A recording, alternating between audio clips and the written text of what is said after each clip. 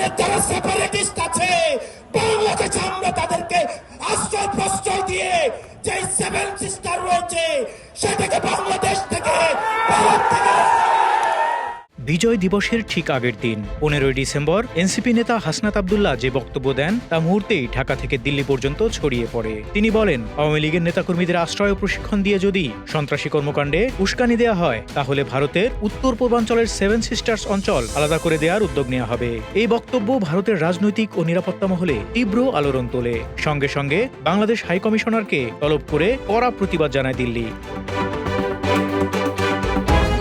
এরপর বিজয় দিবসের পরদিন বুধবার হাসনাত আরও কঠোর ভাষায় কথা বলেন। তিনি বলেন, খুনি হাসিনাকে আশ্রয় দেওয়ার জন্য ভারতীয় হাইকমিশনকে শুধু ধমক নয়, লাথি দিয়ে বের করে দেওয়া উচিত ছিল।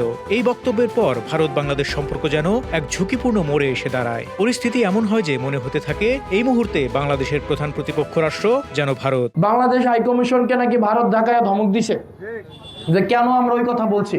ওই ভারতীয় হাইকমিশনারকে এই খুনি হাসিনাকে আশ্রয় দেওয়ার জন্য শুধু ধমক না, লাথি দিয়ে দেশ থেকে বের করে দেওয়া উচিত ছিল।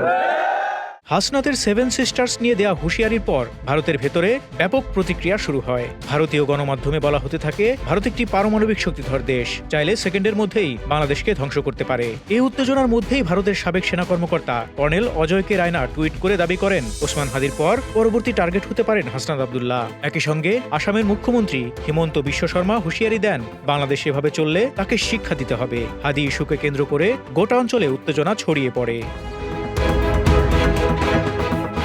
এই অবস্থায় বুধবার নয়াদিল্লিতে বাংলাদেশের হাইকমিশনার এম মিরাজ হামিদুল্লাহকে ভারতের পররাষ্ট্র মন্ত্রণালয়ে তলব করা হয়। এর আগে 14 ডিসেম্বর বাংলাদেশ দাবি করেছিল ওসমান হাদির ওপর হামলার সঙ্গে জড়িত সন্দেহভাজনরা ভারতে আশ্রয় নিয়েছে। এই অভিযোগ তুলে ভারতের হাইকমিশনার প্রণয় ভার্মাকে তলব করে বাংলাদেশ এবং সন্দেহভাজনদের গ্রেপ্তার করে ফেরত পাঠানোর আহ্বান জানায়। তবে ভারত এসব অভিযোগ অস্বীকার করে। পরবর্তী সময়ে হাসনাত ও ডাকসু নেতাদের ভারত বিরোধী বক্তব্য এবং স্লোগানকে কেন্দ্র করে 17 ডিসেম্বর আবারও বাংলাদেশের হাইকমিশনারকে তলব করে ভারতের পররাষ্ট্র মন্ত্রণালয়। এক সংবাদ বিজ্ঞপ্তিতে ভারত জানায়, ঢাকায় অবস্থিত ভারতীয় হাইকমিশন ঘিরে কিছু চরমপন্থী গোষ্ঠী নিরাপত্তা ঝুঁকি তৈরির পরিকল্পনা করছে। একই সঙ্গে তারা বাংলাদেশের নির্বাচন, নিরাপত্তা পরিস্থিতি ও রাজনৈতিক স্থিতিশীলতা নিয়ে উদ্বেগ প্রকাশ করে। এই বক্তব্যে কড়া প্রতিক্রিয়া জানায় বাংলাদেশ। পররাষ্ট্র উপদেষ্টা তৌহিদ হোসেন বলেন, গত 15 বছর নির্বাচন নিয়ে ভারতের এমন বক্তব্য শোনা যায়নি। এখন তাদের দেয়া নসিহত বাংলাদেশ মেনে নিতে চায় না। তিনি আরও বলেন, ভারত চাইলে শেখ হাসিনা বক্তব্য দেওয়া বন্ধ করতে পারে। ভারতে বসে তিনি বাংলাদেশের ভেতরে অস্থিরতা তৈরির চেষ্টা করছেন। এতে দুই দেশের সরকারের মধ্যকার টানাপোড়েন প্রকাশ্যে চলে আসে। এই উত্তেজনার মধ্যেই বুধবার হঠাৎ করে ঢাকার ভারতীয় ভিসা সেন্টার বন্ধ ঘোষণা করা হয়। উদ্ভূত নিরাপত্তা পরিস্থিতির কথা উল্লেখ করে দুপুর 2টার পর সব কার্যক্রম স্থগিত করা হয়। আইভ্যাক বাংলাদেশের ওয়েবসাইটেও এ বিষয়ে নোটিশ দেওয়া হয়। এতে স্পষ্ট হয় সেভেন সিস্টার্স নিয়ে হাসনাতের বক্তব্য ভারতের সব স্তরে গভীর প্রভাব ফেলেছে। ভারতীয় গণমাধ্যমে প্রশ্ন উঠতে থাকে, 1971 সালে যে দেশকে এত সহযোগিতা করা হয়েছিল সেই দেশ আজ কেন ভারতের বিরুদ্ধে এতটা ক্ষুব্ধ? পশ্চিমবঙ্গ সহ ভারতের বিভিন্ন এলাকায় এই ইস্যুতে প্রবল আলোচনা শুরু হয়। দেশের নিরাপত্তার প্রশ্নে ভারত যে একজোট হয় এবারও তার ব্যতিক্রম দেখা যায়নি। যদিও বাংলাদেশের পররাষ্ট্র উপদেষ্টা বলেছেন, হাসনাতের বক্তব্যের কোনো বাস্তব ভিত্তি নেই, তবু বিশ্লেষকদের মতে প্রতিক্রিয়ার ঢেউ ইতোমধ্যেই শুরু হয়ে গেছে। এখন প্রশ্ন উঠছে, ভারত কি চুপ করে থাকবে নাকি বাংলাদেশকে চাপের মুখে ফেলবে? বিশ্লেষকদের মতে ভারতের ক্ষোভের মূল কারণ বুঝতে হলে দেশের অভ্যন্তরীণ ভূরাজনীতি বুঝতে হবে। ভারতের উত্তর পূর্বাঞ্চলের 7টি রাজ্য মূল ভূখণ্ডের সঙ্গে মাত্র 20 থেকে 22 কিলোমিটার প্রশস্ত একটি সরু পথ দিয়ে যুক্ত, যা শিলিগুড়ি বা চিকেন নেক নামে পরিচিত। এই পথ বন্ধ হয়ে গেলে বা সেখানে অস্থিরতা তৈরি হলে ভারতের বড় ধরনের নিরাপত্তা সংকট তৈরি হতে পারে।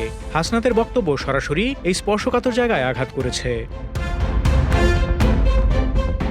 বিশ্লেষকদের ধারণা, ভারত এখন সরাসরি সামরিক পথে না গিয়ে কূটনৈতিক ও অর্থনৈতিক চাপ বাড়াতে পারে। আন্তর্জাতিক মহলে বাংলাদেশকে অস্থির রাষ্ট্র হিসেবে তুলে ধরা, ভিসা ও বাণিজ্যে কড়াকড়ি আরোপ করা কিংবা সীমান্তে কঠোরতা বাড়ানো, এই পথগুলোই আপাতত ভারতের হাতে সবচেয়ে কার্যকর অস্ত্র।